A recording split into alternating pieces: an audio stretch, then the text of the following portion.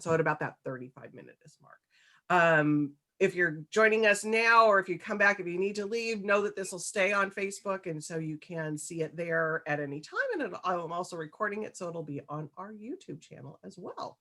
So I think that's given Facebook enough time to find us here. So, and that we want to get into the conversation with you two. So let me tell you a little bit about Anita and Martha, and we will start the conversation. So Anita Abriel was born in Sydney, Australia. She received a BA in English Literature with a minor in creative writing from Bard College. She is international bestselling author of The Light After the War, lives in California with her family, and is here tonight to talk about her latest novel, LANA'S War. And Martha Waters was born and raised in sunny South Florida and is a graduate of the University of North Carolina at Chapel Hill. Her lifelong love of England and romantic comedies inspired the writing of To Have and to Hoax, which is her first novel. Her second novel, Love and to Loathe, will be out this April. She's a children's librarian in North Carolina and loves sundresses, gin cocktails, love you on that, and traveling. So with that, I'm going to toss it to you, Martha, to start the conversation. Thank you so much. I'm so excited to be here with Warwick's and with you, Anita. So I think just to get us started, can you kind of do your like elevator pitch for this book, since a lot of people haven't read it yet, since it just came out yesterday? Came out yesterday. And first of all, thank you, Julie, for having me again at Warwick's, and Martha, thank you so much for pitching in here and being part of the conversation. I really appreciate it. LANA'S War is my second work of historical fiction, and it is also set like The Light After the War during the Holocaust, during World War II. And it's a fascinating story for me that I researched and then hopefully wrote, because it is set mainly on the French Riviera. And there's not a lot of historical fiction set on the French Riviera.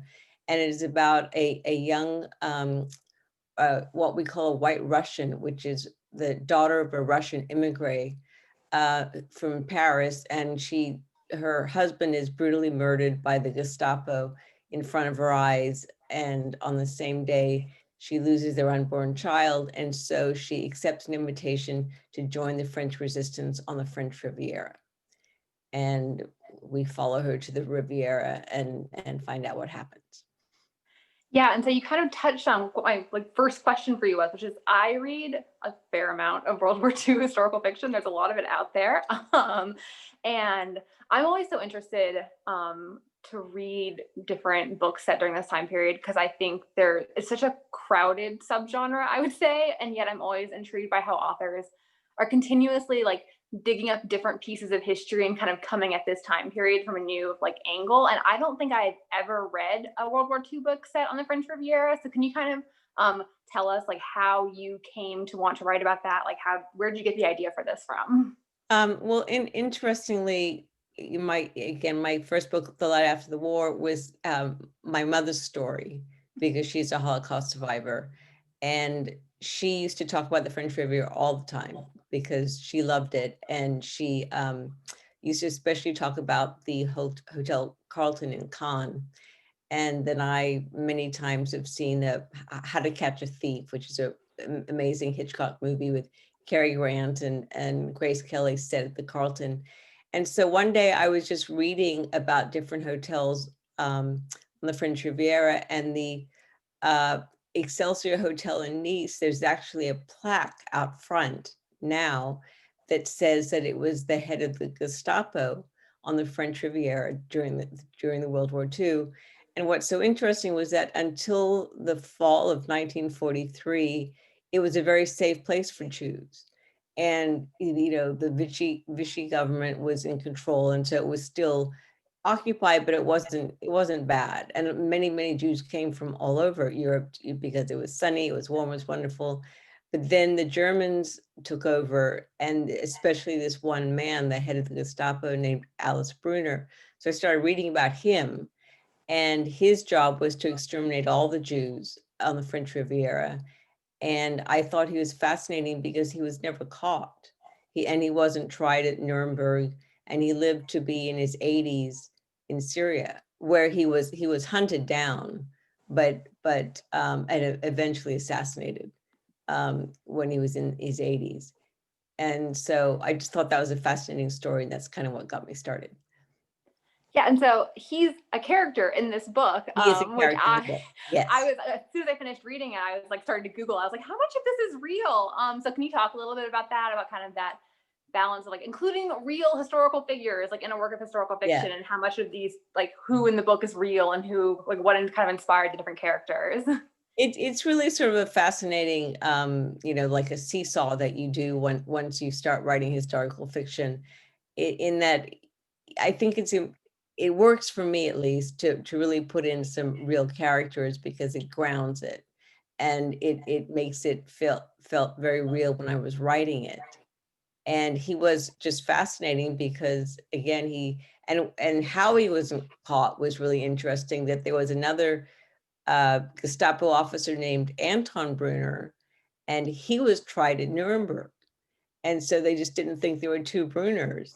And so he escaped, and actually worked for the CIA um, for some years after the war, because they wanted because of the Cold War, because of the Russians, because they were using this, old Gestapo officers to try to defeat the Russians.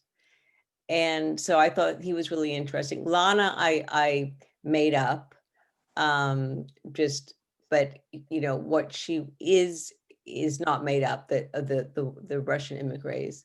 So it's definitely a blend. You take a little bit of this, take a little of that, but I definitely try to throw in real events, real characters to really, give it some authenticity.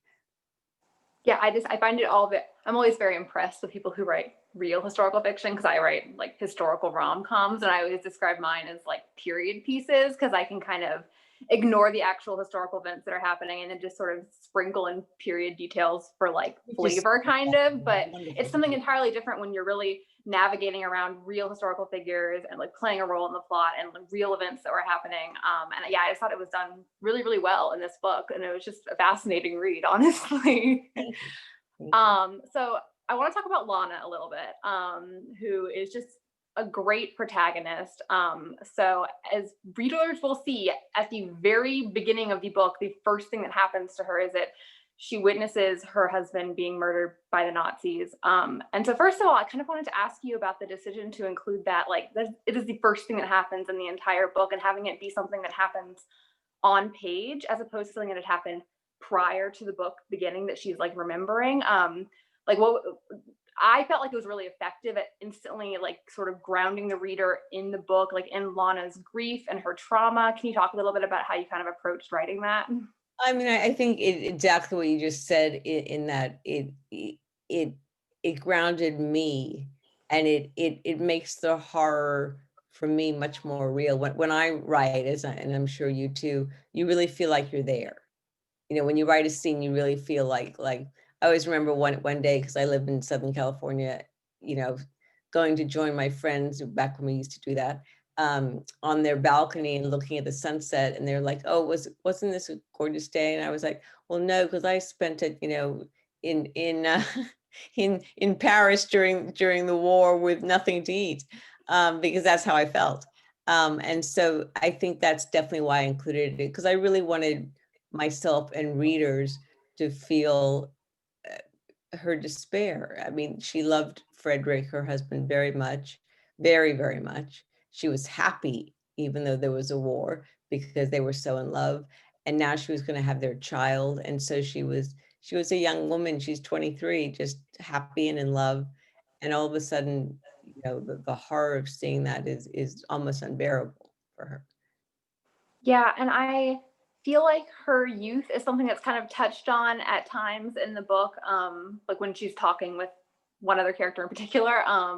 But it really was something that I kept having to remind myself of, like as I was reading it, how young she is, and she's doing this incredibly dangerous sort of war espionage work. And just, oh, it's like she's 10 years younger than I am, and I can't imagine being in the position that she's in. And she felt older to me in a way that I think is so interesting, and how characters in historical novels so often, to me as a modern reader, feel older than they are. And I just think she has to grow up so quickly over the course of the book. And I like my editor described the book to me as a love story, but I kind of feel like it's both a love story and also sort of a love story between Lana and herself and about her becoming more independent. Can you kind of describe how you approached sort of like her character arc over the course of the book? Well, I think that's very interesting and very, you're so right in that that generation had to grow up so quickly because, you know, none of this is based on my mother. My mother was, you know, and in the light after the war, she was 18 and 19 and all by herself with a friend traveling to different countries, you know, remaking her life. And so that whole generation, you know, especially of young women, had none of the things that young women have today. There was no university, there was no, you know, for the Jewish, especially women then, no, you know, no university, no college, you just were thrown into life. And so, you know, Lana was at university when this started. She was studying to be a chemist. And then after, you know, her husband died, she realized she needs to take a little time off of that, though she's still committed to being a chemist. And just like you said, she felt older to me in what she had to do, but that is the age that and they were also brave. I mean, you didn't have a choice, you know, just stepping out your door, you were brave. And so helping other people, trying to save Jewish children, trying to defeat the Nazis. It was just a generation of people who had to grow up too fast. It's very interesting. Yeah, and I think that's something that I feel like I see discussed a lot around like narratives of men in wartime about them getting, you know, sent off to battle when they're 18 years old and stuff. But I think you're right, it's just as relevant for women as well, especially women like Lana who are living in countries that the Nazis were occupying. And you have several female characters, and there are multiple female characters in this book who are kind of experiencing the Nazi occupation and like dealing with the experience of living in Nazi occupied France in different ways. And so I'm like, what's my question? I think I was just really interested as a reader looking at sort of the different like ways that women experienced life under the Nazis in France.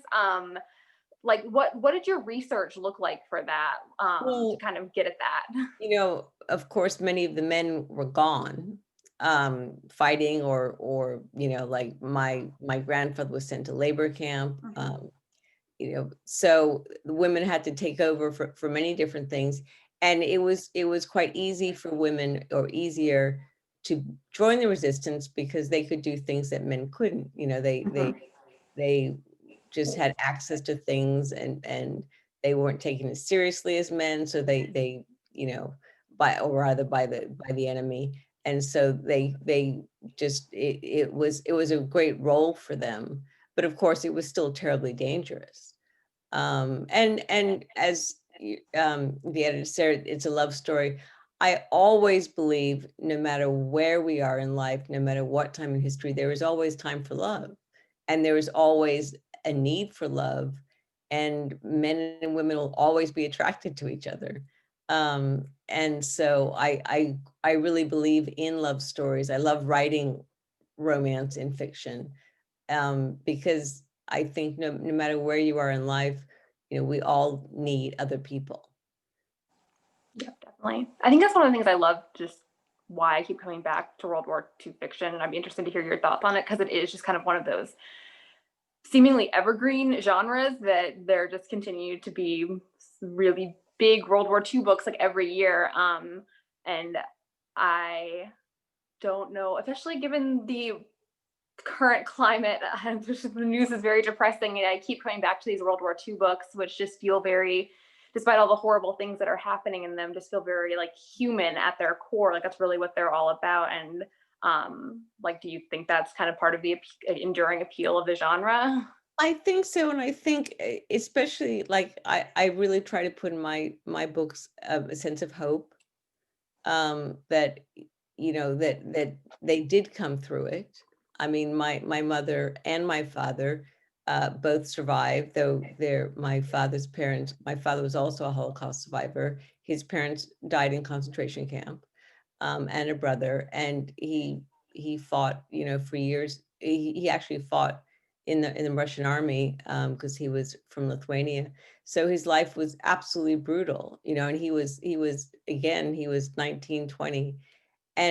But he survived it, and he actually said, he died last year at the age of 99, that in some ways the war was one of the best times of his life, which is an interesting thing to say, but your only job was survival. And so it creates a very simple life. And everything that you do, you're grateful for, because you may not see tomorrow. And it sort of puts everything down to the very basics of what life is, and everything you get on top of that is topping.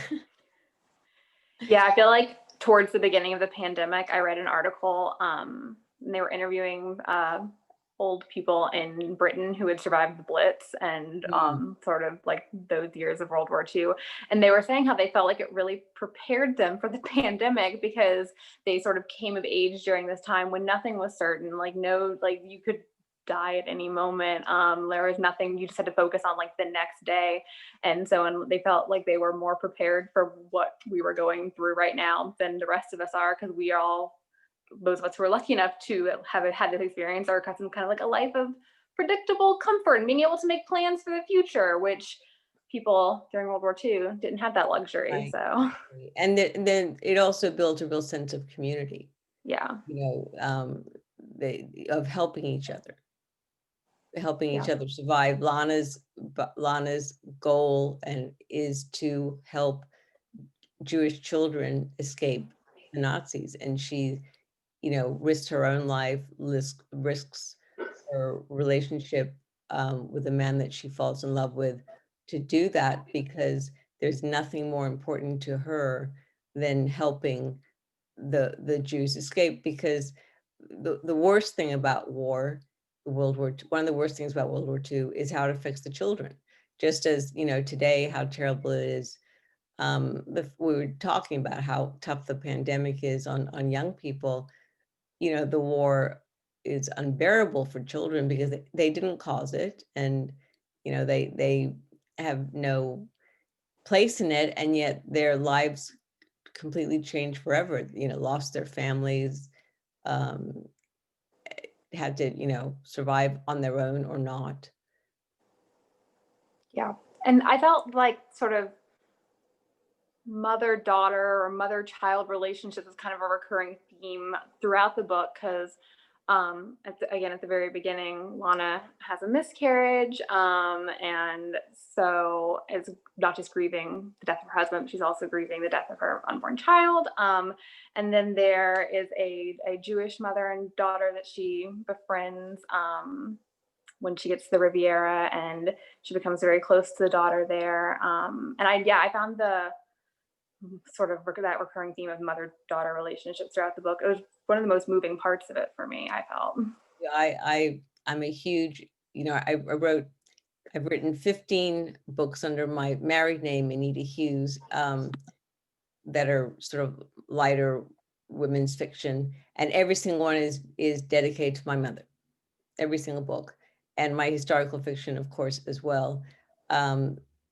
She died from Alzheimer's a number of years ago, but I truly believe there's no bond like a mother-daughter bond, and there's nobody in the world who will do anything for you like your mother.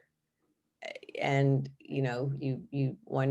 generally she's there for you no matter what. And many mother and daughters become best friends because they really understand each other and enjoy each other's company. And so Lana doesn't have her own child, and so yes, she really becomes very attached to the young Jewish girl that she meets.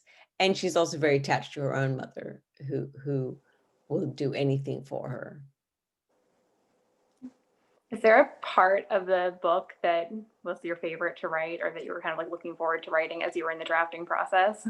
I am a huge, like I was saying, a huge lover of romance, actually. And so she goes to the French Riviera, and her cover is as the mistress of a wealthy Swiss industrialist named Guy. And honestly, I did imagine him pretty much exactly like Cary Grant. Basically what I was imagining. He's very dreamy. Huge fan of his. And so I did love, and they, they can't stand each other to begin with, and they grudgingly put up with each other, and of course that changes. And so I did really like writing about their relationship and their scenes, because I always say that for me, at least, the greatest plot is always boy meets girl, fate separates them cruelly, and do they or do they not work it out? Because I think there's just no better plot than that, because it's integral to everybody's life. I mean, I write rom-coms, so I 100% agree. It's the best plot. Yeah. No, I loved their relationship, the scene where they meet, where he like walks in and she's in his kitchen. And something that I love in romances or in romantic subplots and books in general is when the man totally underestimates the woman initially and then comes to really like fully appreciate all that she's capable of, which I felt was a little bit of what was happening here as well. And so watching Guy quite quickly grow to realize like what she was capable of, and even as she was realizing it about herself, like watching them both make that realization, it was just a great way to watch their relationship develop. Yeah, I think it's hard for men to give up control, and hard for some to even hear praise, and hard for women to have to even put up with them trying to control, because women are generally super smart and capable, and so I liked sort of writing that clash as well. But Guy just can't ignore how capable she is, and how how well she does what she needs to do. Right, and the ways that she can do things because she's a woman, like can get access to information and to people that he can't. Like he's a man, he can't do what she is doing, Right. because she develops different sorts of relationships with a couple of like different men that she meets there, and it's because she's a beautiful woman who can flirt with them. Like that's key to her success. He physically cannot do that. So And my thought, and I think Lana's thought, is they weren't allowed to fight on the front lines during the war, women. So you've got to use your brains and your wiles and whatever you can against the enemy, because that's all you get. No one was handling them a rifle and sending them into the trenches. It just didn't happen then. no, and there's a scene where one of these contacts she's kind of cultivating, and invites her up to his room, and she's really hesitating because she doesn't want to compromise her own morals, and she kind of has this moment of reckoning with herself of what she is willing to do for this cause that she believes in so much. And that was one of my favorite scenes in the entire book, because it felt like such a moment of growth for her as a character, of kind of coming to terms with what she is willing to do for this.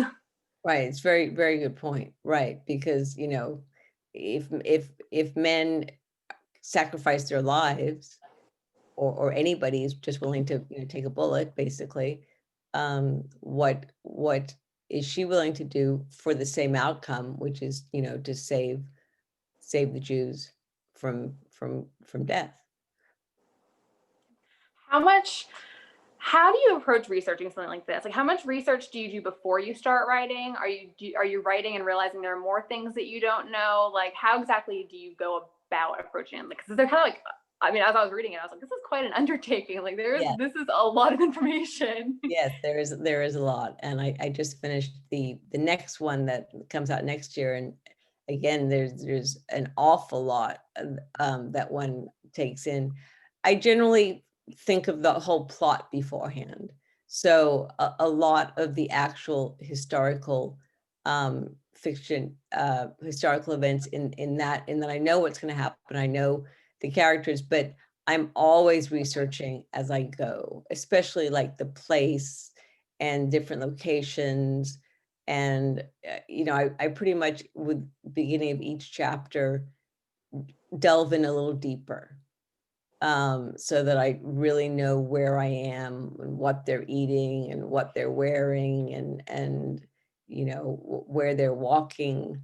I yeah, every day when I start a new chapter, a new thing, then I start all over again, just to kind of cement it more.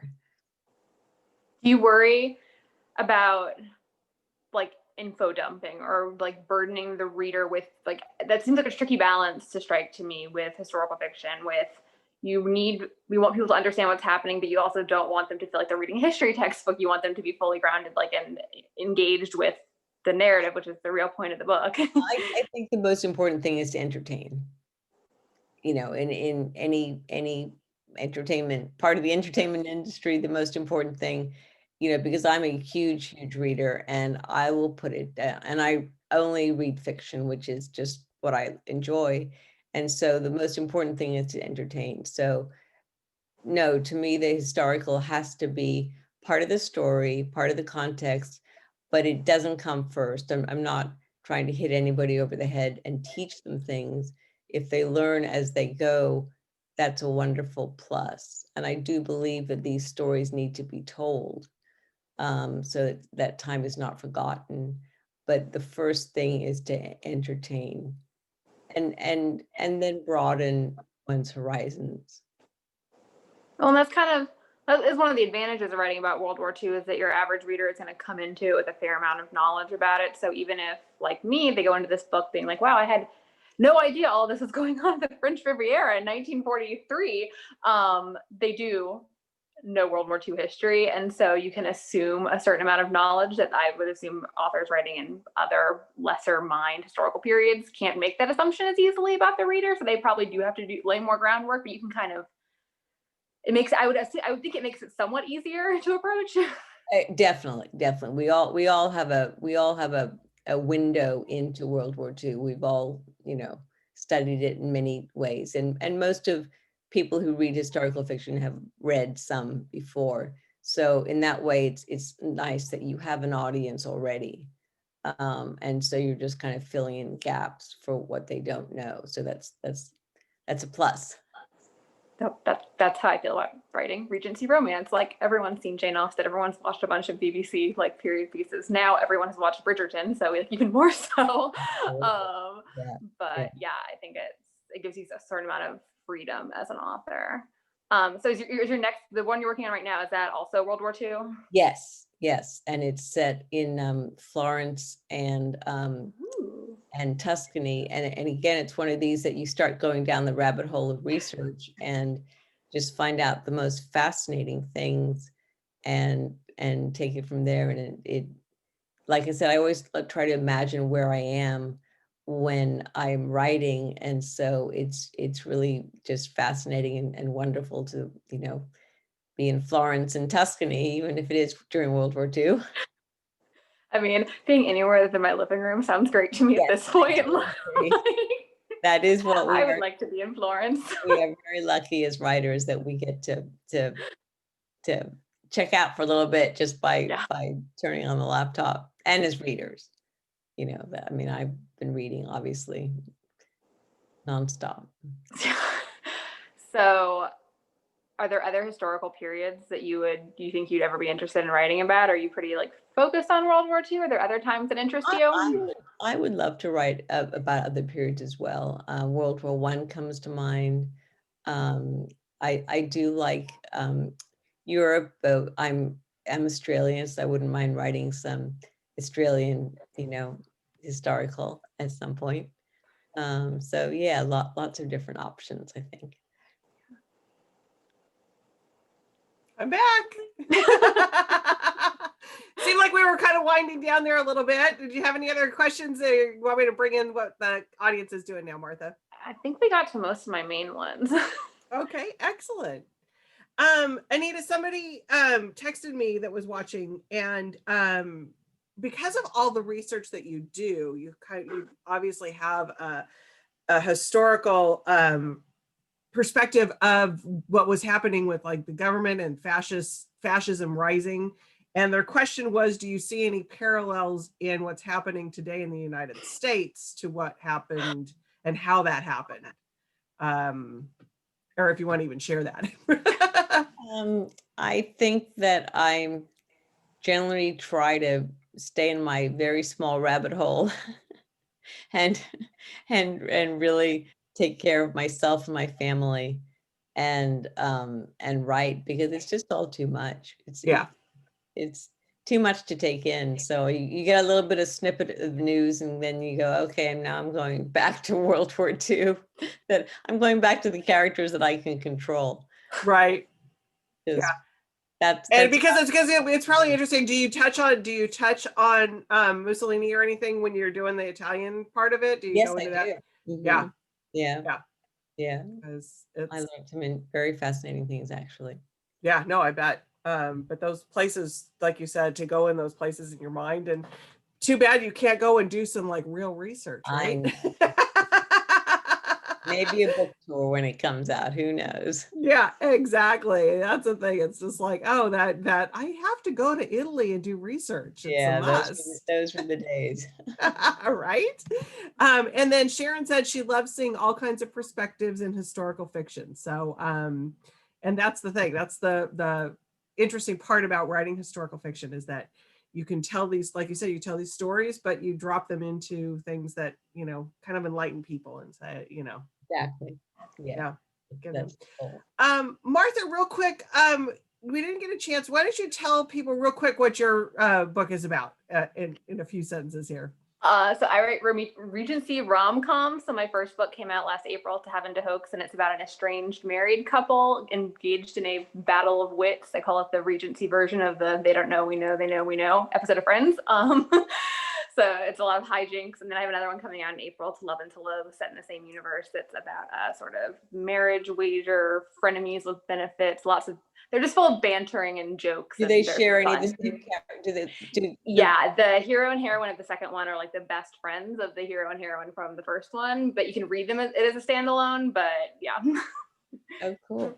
Very cool. And Anita, we found out what your next one's about, so we're looking forward to that. Yeah, can't wait to find out about that. Real quick, Anita, Lana's War, was that always the title? Was that the working title for you? Yes. It was. Yeah. When I started writing Lana, it was all about her. She made the title. Yeah, because sometimes that's a tough thing. I don't know. Oh, absolutely. My titles change all the time. Yeah. I have not come up with either of mine for myself. Someone else has had to do it for me. Yeah, titles. And some authors have it like you said, Anita, sometimes it's like right off the bat. Sometimes, but generally not. Yeah.